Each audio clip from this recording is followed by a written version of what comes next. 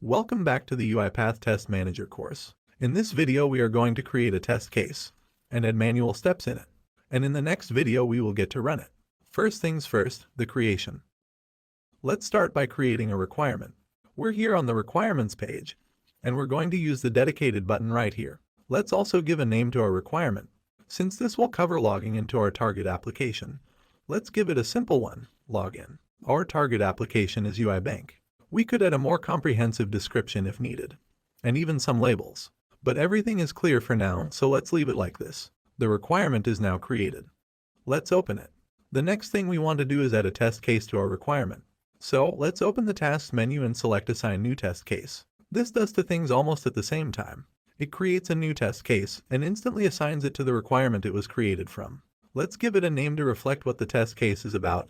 Login with valid credentials to UiBank. We can add a version and a description, but these are optional. And we can also add labels. Labels are important, as they help us retrieve test cases using keywords. For example, if we add smoke test here and search for it later, we'll get to see this test case, together with all the others sharing this label. Let's hit create, and we can see that our test case has been created and added to the login requirement. If we click on the key right here, we'll be taken to the test case. Notice that we are on the test cases page now. Let's look around a little bit and see what the test case page contains.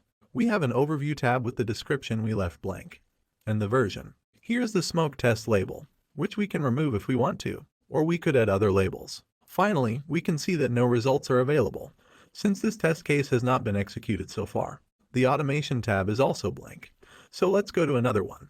The details tab can be used to edit all the custom fields we've defined in our project. In this one there are none, but this page is where they would have appeared. Next, let's check out the Documents tab. This contains all the attachments we may consider relevant.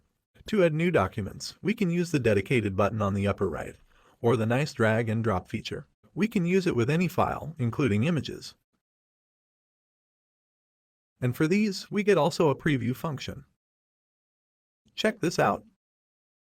Alright, now let's get to the part where we actually build the test case. Notice once again that we have two tabs, Automation and Manual Steps. This means that the same test case in Test Manager can be manual, automated, or hybrid. This puts us in the position to decide whether we execute it as a manual test case or as an automated one. In fact, quite often in real-life scenarios, we start by creating a manual test case and automate it later. And this is how we'll proceed from here, with the manual steps. Test Manager offers a handy feature for preparing these by leveraging the integration with another component of the UiPath platform, Task Capture. With it, we're able to record a run of the steps we want to test. This is an optional step, but also a best practice that we strongly recommend. It goes like this. We select Document with Task Capture, and the tool opens. This is an interaction recorder, which allows us to get a step-by-step recording of the actions we perform inside an application, and even in several applications. Let's click Capture Process. And here's the recording pane, which we can move for better visibility. Now we'll simply perform the actions. Let's start with a new incognito window. This is always a good idea when we do manual testing. Let's resize it a bit and open the UiBank application. Next, we'll enter the username and the password. Then click Sign In. So this is basically everything that we need to do in our manual test case, after which we simply verify that this welcome message is being displayed. Okay, now let's stop recording and check out the outcome. Here it is. It consists of a breakdown into sequences per the applications that we've interacted with. It starts with Chrome, from where we opened the incognito window, then the interactions we had with the incognito window before opening the UiBank, where we actually have the manual test case. Let's take a closer look. First, we selected the username field and typed our username. Then we hit the Tab key. This step is not needed, so we can remove it easily. Like this. Then, we entered the password. And you can see that this was not retained here, unlike the username. Finally, we click Sign In.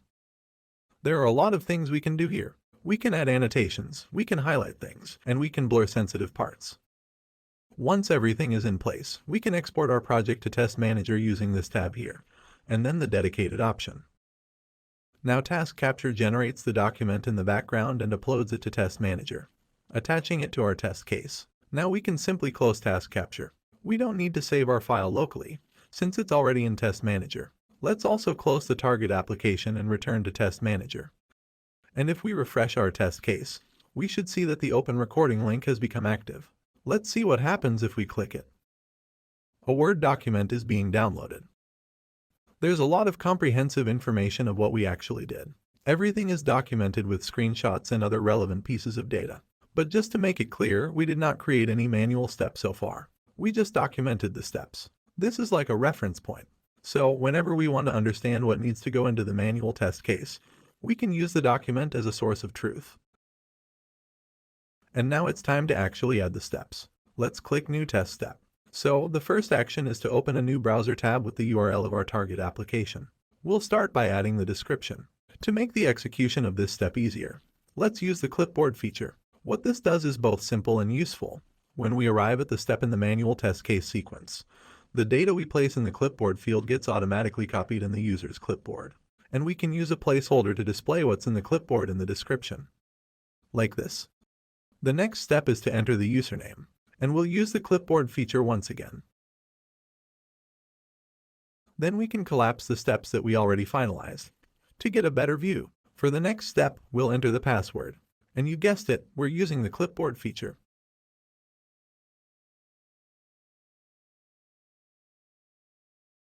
Finally, we're clicking the Sign In button.